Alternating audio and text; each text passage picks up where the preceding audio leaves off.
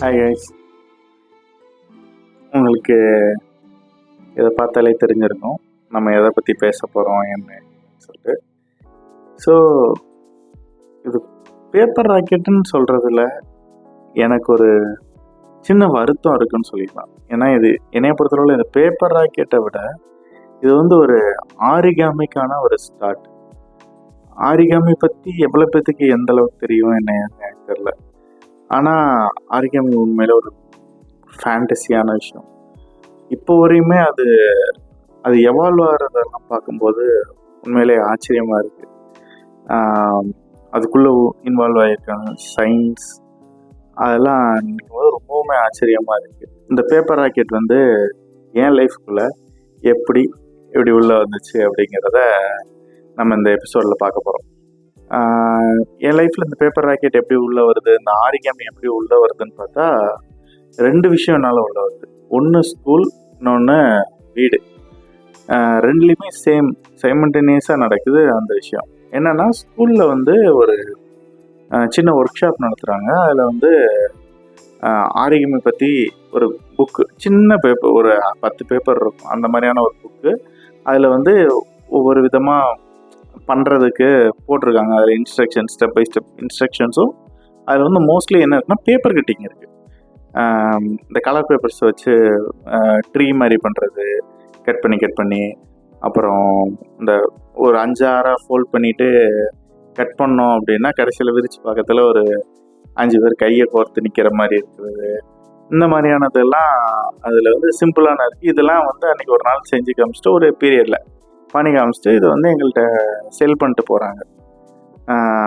அப்போ என்ன நடக்குதுன்னா, அதில் வந்து பின்னாடி ராக்கெட் பண்ணுறதுக்கும் அதில் போட்டிருக்காங்க. இப்படி பேப்பர் இப்படிலாம் ஃபோல்ட் பண்ணி விட்டால் ராக்கெட் வரும். அதில் கப்பல் இந்த மாதிரி ஒரு 2-3 மட்டும் இருக்குது அதில்.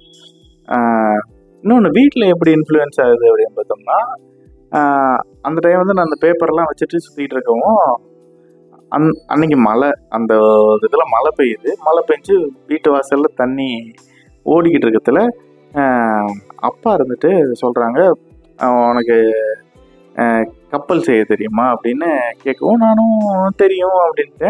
எனக்கு வந்து சாதா கப்பல் மட்டும் தான் அதில் செய்கிறதுக்கு சொல்லி கொடுத்துருக்காங்க. ஸோ அதை மட்டும் செய்கிறேன். அப்பா உடனே கத்தி கப்பல் பண்ணுறாங்க, அப்புறம் டபுள் கத்தி கப்பல் அதில் பண்ணுறாங்க. இதெல்லாம் வந்து நாங்கள் எங்கள் வீட்டு வாசலில் விட்டுட்டு விளாண்டுட்ருக்கோம், வச்சுட்ருக்கோம். அதெல்லாம் போயிடுச்சு. அந்த டைம் பீரியடில் இன்னொன்று என்ன நடக்குதுன்னா, ஒரு சீரியல் ஒன்று வருது, சிதம்பர ரகசியம்னு சொல்லிட்டு ஒரு சீரியல் வருது. அந்த சீரியல் வந்து ஒரு எபிசோடு இருக்குது அப்படின்னா, அந்த எபிசோடு முடிஞ்ச உடனே எபிசோடோட எண்டு, அந்த அவுட்ரோ போடத்தில் ஒரு சின்ன கிளிப்பிங் மாதிரி சைடு ஓடிட்டு இருக்கும். இங்கிட்ட வந்து நேம் போயிட்டுருக்கும். அந்த கிளிப்பிங்கில் என்ன இருக்கும் அப்படின்னு பார்த்தோம்னா, ஒரு அம்மா வந்து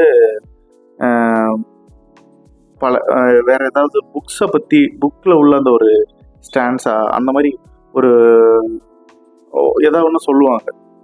தமிழ் புத்தகத்தில் உள்ள ஒரு விஷயத்தை பற்றி பேசிகிட்டு இருப்பாங்க. அந்நேரம் கீழே வந்து ஒரு சின்ன அனிமேஷன் மாதிரி ஓடிட்டுருக்கும். அதில் வந்து ஒரு ஸ்கொயர் ரெக்டாங்கிள் ஷேப்பில் பேப்பர் இருக்கும், இல்லை ஸ்கொயர் ஷேப்பில் பேப்பர் காமிச்சு அதை வந்து இந்த இடத்துல ஃபோல்ட் பண்ணணும். அதுக்கப்புறம் வந்து அடுத்த ஸ்டெப், இப்படி அடுத்தடுத்த ஸ்டெப்பை வந்து அதில் போட்டிருப்பாங்க.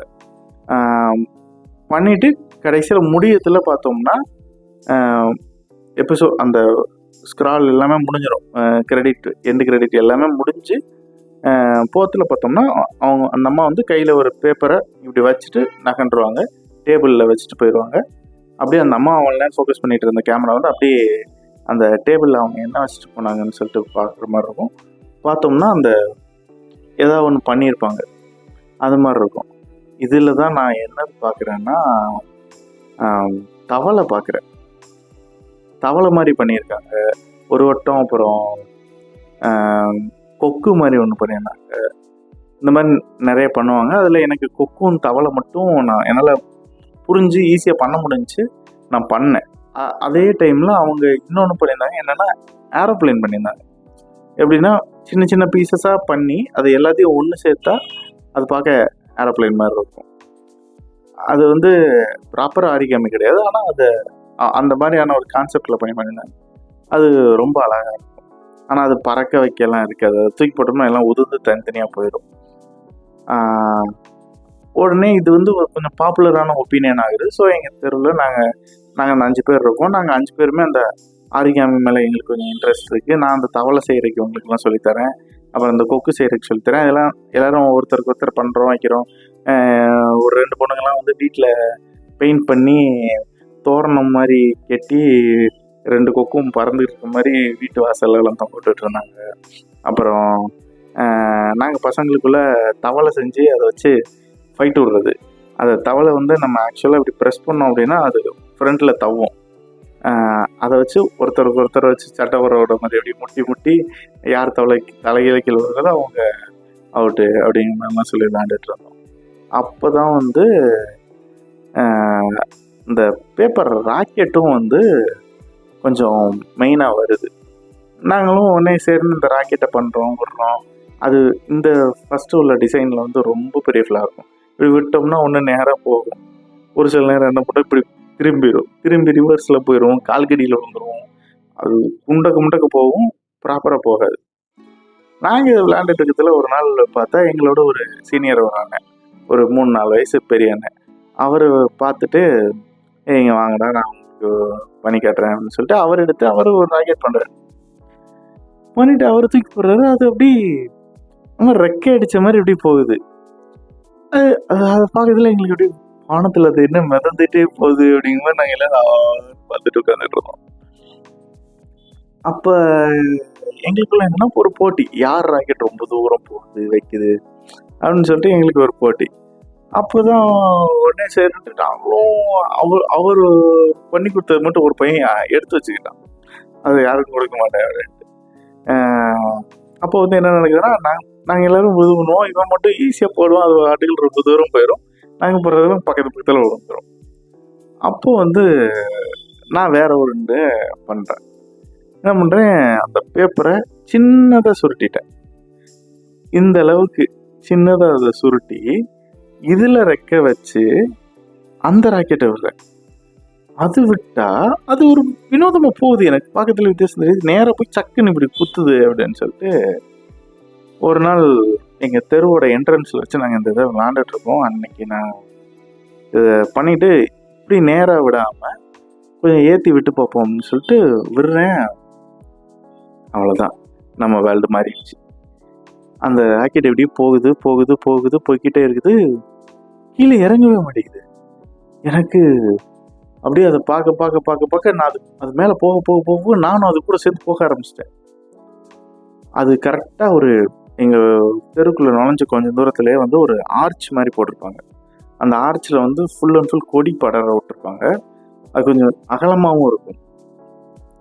எங்களுக்குன்னா எனக்கு ஒரு செகண்ட் என்ன பயம்னா, அப்போ தான் அந்த அந்த மாதிரி படங்கள்லாம், இங்கிலீஷ் படங்கள்லாம் நிறையா வருது நமக்கு. விஜய் டிவியில், சன் டிவியில் அதெல்லாம் போடுறாங்க.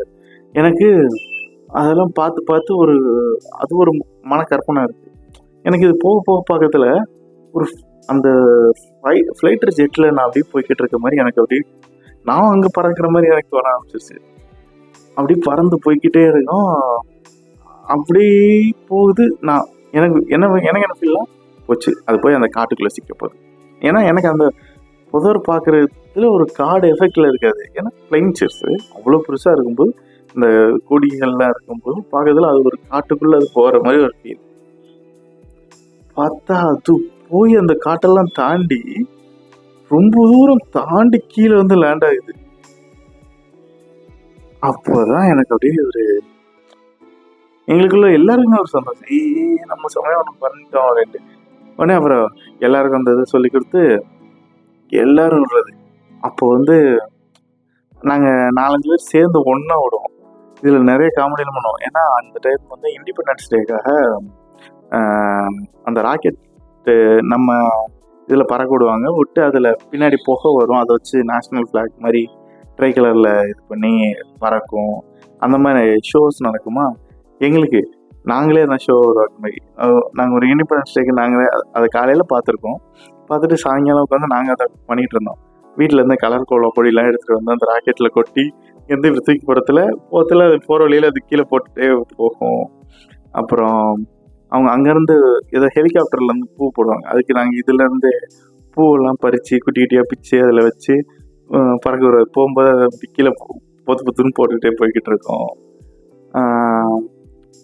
அதெல்லாம் பண்ணும்போது நாங்கள் உண்மையிலே ஒரு பைலட்டாக உணர்ந்து நாங்கள் ஒரு பைலட் மாதிரி தான் பறந்துக்கிட்டு இருந்தோம் அந்த டைம் பீரியடில். அது ரொம்பவுமே ஒரு வித்தியாசமான எக்ஸ்பீரியன்ஸ். இப்போவும் என் கையில் நான் ரோட்டில் போகும்போது யாராவது ஒரு பிட் நோட்டீஸ் கொடுத்தாங்கன்னா அந்த பிட் நோட்டீஸ் என் கையிலேருந்து ஒரு 5 நிமிஷத்தில் இந்த மாதிரியான ஒரு ராக்கெட்டாக மாறி எங்கிட்ட பார்ப்பேன். போகிற வழியில் ஏதாவது ஒரு வெத்த இடம் இருக்கும், இல்லை வேறு எந்த இடமே இல்லை அப்படின்னா அந்த ராக்கெட்டை பேக்கெட்டில் வச்சுனாலும் எடுத்துக்கொண்டு வந்து வீட்டில் வந்து அதை கண்டிப்பான முறையில் பறக்க விட்டுட்டு அதை நுனி வந்து கொஞ்ச நேரத்துக்கு அப்புறம் கீழே விழுந்து விழுந்து விழுந்து விழுந்து இந்த மாதிரி நெளிஞ்சிடும். அது நெளிஞ்சதுக்கப்புறம் ஒழுங்காக பறக்காது. அது வர அதை போட்டு பாடாப்படுத்திட்டு அதுக்கப்புறம்தான் கீழே போடுவேன். உண்மையிலே இந்த பேப்பர் ராக்கெட் வந்து ஒரு சாதாரண பேப்பர் கிடையாது, அதுக்குள்ளே அவ்வளோ எமோஷன்ஸ் அடங்கியிருக்கு. நீங்கள் உண்மையிலே ஆச்சரியமாக ஒரு முக்கியமான விஷயம். இந்த ஸ்டோரி டைம் அப்படிங்கிற அந்த பிளேலிஸ்ட்டில் இப்போது இதோட சேர்த்து ஒரு 5 வீடியோ வந்திருக்கும். இதோட இந்த பிளேலிஸ்ட்டை இப்போதைக்கு பிரேக் விடுறேன். புக் எழுதணும்னு எனக்கு ஒரு ஆசை. அதை வந்து அந்த ஸ்டோரியை வந்து உங்கள்கிட்ட எல்லாத்தையும் எனக்கு ஷேர் பண்ணணும்னு விருப்பம் இருக்குது. ஸோ அதுக்கான ஒர்க்கு நான் ஸ்டார்ட் பண்ணியிருக்கேன். அது இன்னும் வீடியோஸில் இன்னும் கொஞ்சம் கிராஃபிக்ஸ் ஆட் பண்ணி எவ்வளோ தூரம் என்னால் கொடுக்க முடியுதுன்னு நான் பார்க்குறேன். அந்த மாதிரியான விஷயங்கள்லாம் ஆட் பண்ணி எக்ஸ்ட்ரா சவுண்ட் எஃபெக்ட்ஸு அதெல்லாம் வச்சு உண்மையிலே அது ஒரு வித்தியாசமான எக்ஸ்பீரியன்ஸாக இருக்கும் அப்படிங்கிறது என்னோட நம்பிக்கை. ஸோ அடுத்த வாரம் பார்க்கலாம் புது வீடியோவில். பாய்.